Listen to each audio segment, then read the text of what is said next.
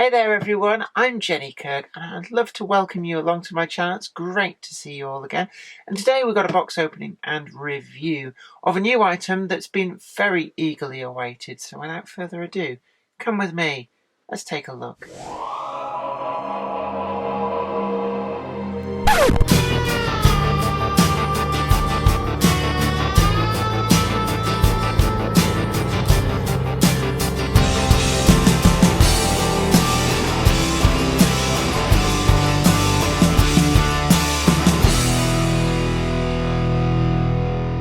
So here is the item, and doesn't this look beautiful? I've been waiting for this since it was announced, the train pack. I didn't know exactly what the outer packaging was going to look like, but certainly ever since the original Huntley & Palmer's Peckett W4 came out as one of that initial burst of 3 releases when the model first hit the shops, a lot of people have been clamouring for the other Huntley & Palmer Peckett to be done. They had 2. And because they were a bit different, they lettered their locomotives rather than numbered them. So C and D were the Pecketts, and well, Hornby produced D, and we did actually do a full review of that when it came out as part of that lineup of 3 Pecketts. But finally, we've got in our hands Locomotive C, and I think this was a great move by Hornby because there was quite clearly so much demand for, in particular, the Huntley & Palmer Blue Locomotive, that this is an ideal way of trying to slake at least some of that.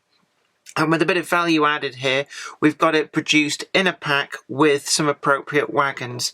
And look at that on the front of the box. It is just so nicely presented with this almost like gold leaf inlay over this fake red leather. Look, this is an item to treasure. And certainly it says there at the top, trains for the collector.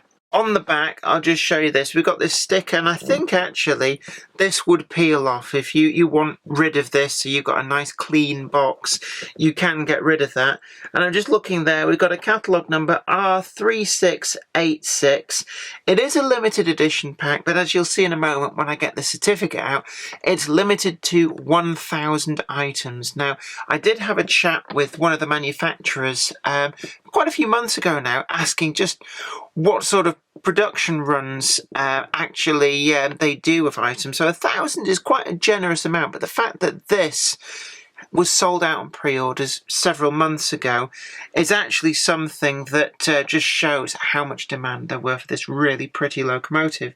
If we open the box there, it's hinged on the back and there's a ribbon just to stop it from flopping all the way over. And we've got a bit of history here stuck to the inside of the box lid of Huntley & Palmer's biscuits, and a little bit of information about the locomotives. And it's really nice to see. There's a lot of thought gone into this package so that, it's not just a locomotive and 3 wagons.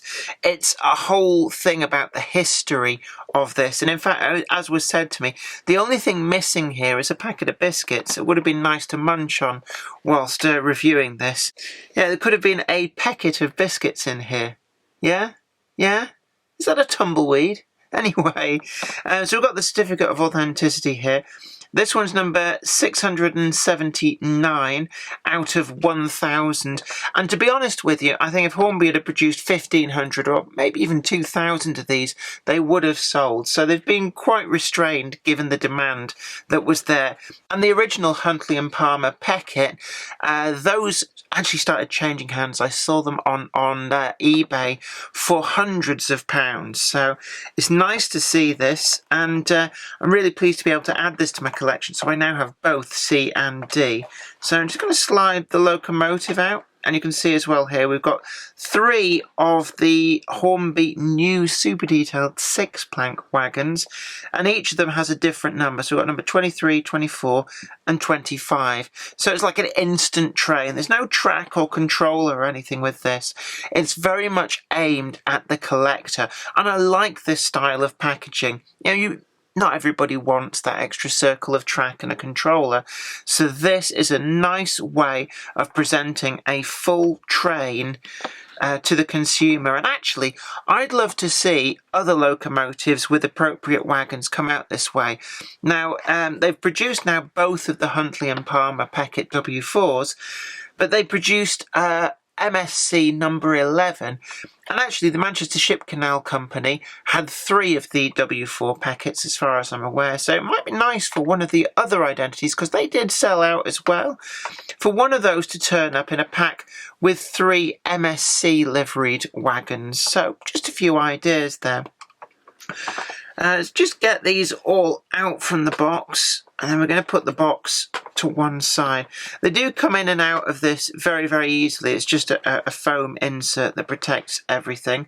And I'm just going to put the certificate, and all this is just your usual instructions. So I think as well it gives you some clues on DCC fitting, which actually, as I'll show you later on, is really, really easy to do with this locomotive. You need one of the Hornby 4-pin chips.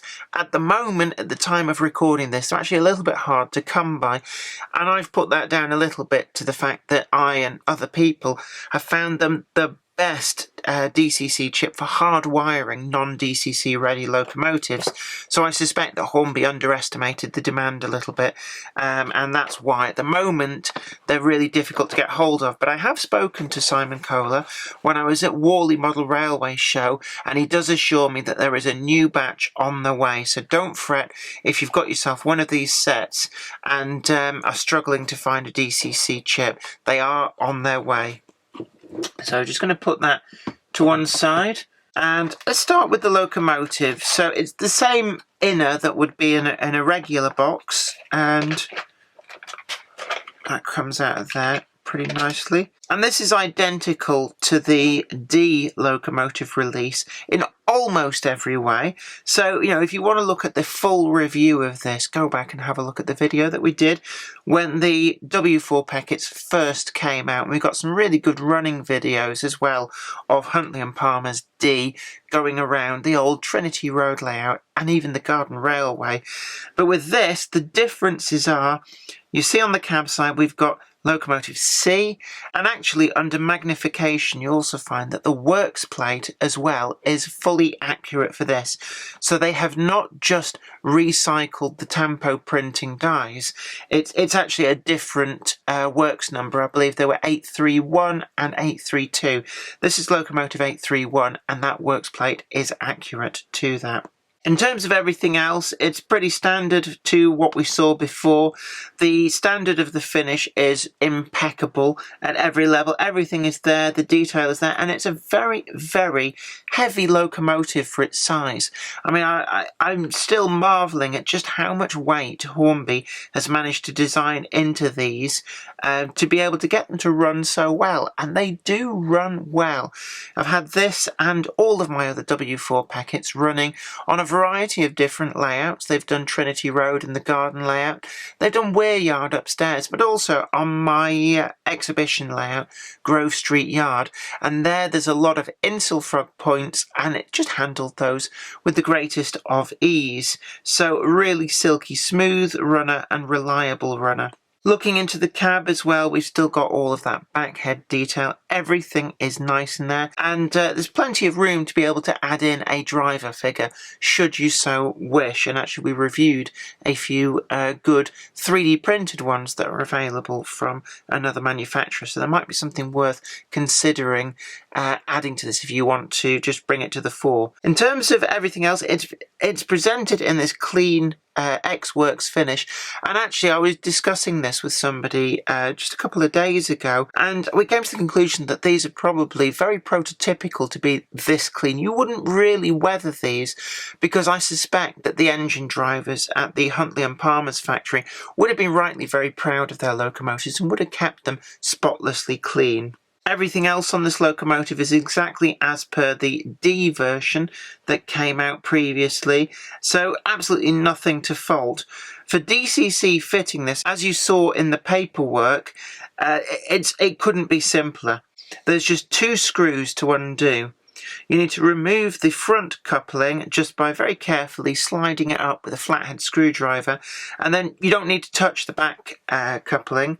All you need to do is that you can see just right down there, just behind where the coupling mounts, there's another screw. Undo that, and it just quite literally, this entire chassis slides out. And despite the fact that this is a very, very heavy model for good running qualities, there's plenty of room in there for that 4-pin decoder. It's already been DCC fitted earlier by me, and you can see there, that's where it plugs in at the side, and the 4-pin decoder wires are just long enough to then slide it into the clips at the front. That keeps everything secure and safe. The wires are just the length that you need them to be. So you just unplug the bridging plate, plug in the DCC decoder, making sure that you've got it the right way round, so you can see the wires going in need to be colour matched to the wires going out, and then you're good. Then to get it back in, just turn it over, slide it down, and it's a nice positive fit. Then put the screws back in. Don't over tighten these because you don't want to strip the threads.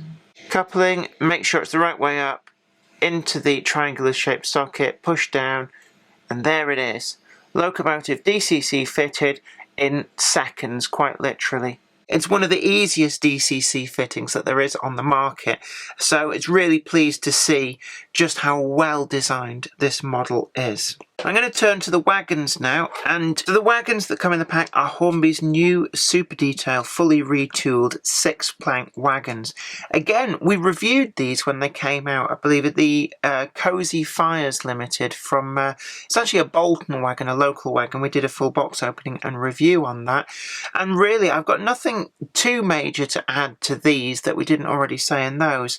It's my opinion that the newly retooled Hornby Wagons are really good, and certainly in terms of the 3-plank, the 4-plank and the 6-plank. The 5-plank and the 7-plank I found a little bit disappointing because it's kind of, they've still got that oversized tops, but the 6-plank wagon does not suffer that, and this, as far as I can tell, is a very reasonable representation of such wagons, and it's really good to see Hornby bring to the market these very credible wagons that can compete head to head and hold their head up high against the best that is on offer from other manufacturers. The tempo printing finish on these, again, is as impeccable as we would expect from these. It's very crisp. It's yeah, we've got this beautiful, almost like maroony red colour in the background with the white lettering overlaid. It's pretty sharp on there, and we've even got the works plates on the wagon sole bar, and it'd be interesting to see on there if there's a date for these wagons, and indeed actually whether all 3 wagons have slightly different sole bar details. So certainly that's something we'll check out under close magnification, but from normal viewing distances, and even when I get close to it, I can't actually read those, but it's just simply amazing how good this tempo printing detail is. They have metal wheels and they're very free running.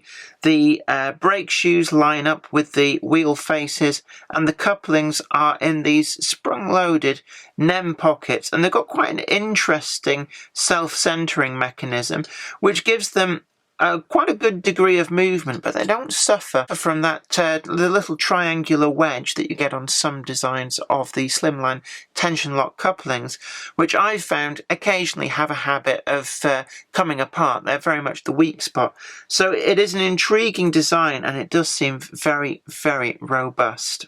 In terms of the internals of this wagon, we've got a very basic representation of the planking on the sides. It's a limitation of the injection moulding tools. It's what you see from all manufacturers. And then we've got this planked floor. And actually this kind of grey, this very light, almost like a stone grey, does seem to work reasonably well. It doesn't look out of place. See, wood, when it weathers, goes a very strange colour in nature, I tend to find. So this grey doesn't stick out like a sore thumb, so I do like that. The other wagons as well, all finished to the same standard, same build quality. It is a really good wagon, you can see there. And this detail on the underside as well is pretty exquisite. So all in all, what we've got here is a really, really nice package of Locomotive and 3 wagons. You can either leave these in the presentation box and have them on display and they will look good, or you can run them on your layout, and again, they run well, they look good, and as an accompaniment to the W4 Peckett Locomotive D that was out the other year, this is a really, really fine addition to the Hornby range. But one of the things I have to say about this is that I have bought this, and I just want to get this out there, that when it comes to items which I know that I am going to really love, that I have kind of pre-ordered from the moment I've heard about them, I really do honestly believe that the right thing to do is that any item that I was going to buy anyway, that is a must-have for me, I feel I should pay for it, and that is exactly what I've done with these. So this wasn't a review copy sent from Hornby. I've had this on order for pretty much a year now, and I am not disappointed with it. My own money went into this, and I am really, really pleased with the standard that Hornby has come up to with this, and I'm really looking forward actually to see whether they follow up on this concept and we see some other train and wagon packs, maybe even for MSC. I know number 12 and I think it's number 27 with W4 Pecketts, and the MSC had an awful lot of its own liveried wagons, so there's certainly some real scope for that. And a number of other industrial concerns had a variety of these W4 Pecketts. There were an awful lot of them built, and it would be nice to see them come in these sort of train packs. Maybe, mixing up some of the different wagons, but certainly, NCB liveried ones.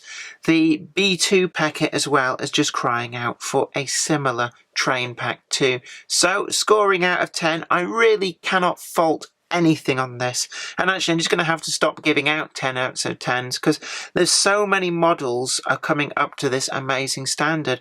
It's really hard to find anything to detract from this model. It's easy to DCC chip, it runs reliably on both DC and DCC, it has really, really good running characteristics. The wagons as well, recently retooled, are really accurate. They have none of the problems that the legacy wagons from Hornby had in the past that these are replacing. So all in all, with that lovely presentation box, this would make the perfect gift for somebody who's into trains. Indeed as well, the perfect gift for somebody who just wants that something a little bit different to put in a display cabinet, whether or not they are into model trains. This is an exquisite model, and I am very, very pleased to be able to add one of these to my collection. Well, I hope that's been really informative to you. It's been great to have your company, and hopefully this video has inspired you in some small way. And don't forget to share this video too, let others know about it, and subscribe to the channel, ring that bell, and you'll be the first to know about new videos as and when they go up. Until next time, this is me, Jenny Kirk, saying thanks for watching. Take really good care of yourself. Bye for now. Today's video has been brought to you in part thanks to the generous donation of my fans on Patreon. And an extra special huge thanks goes out to Anthony Kidson, Michael Churchwood, Bob Threeton, Alec Ralph, Anthony Hunt, William Wade, Wayne Johns, Offshore Allen, and oorail.co.uk. If you'd like to help support the show, head on over to patreon.com/Jennifer Kirk. Thank you. Today's video has been brought to you by my books, Bringing Home the Stars, Twinkle Little Star, and also you can get the complete comic collections of All Over the House, Books 1, Books 2, and also the wacky zany Life of Knobty Mouse. Thanks, and catch you later.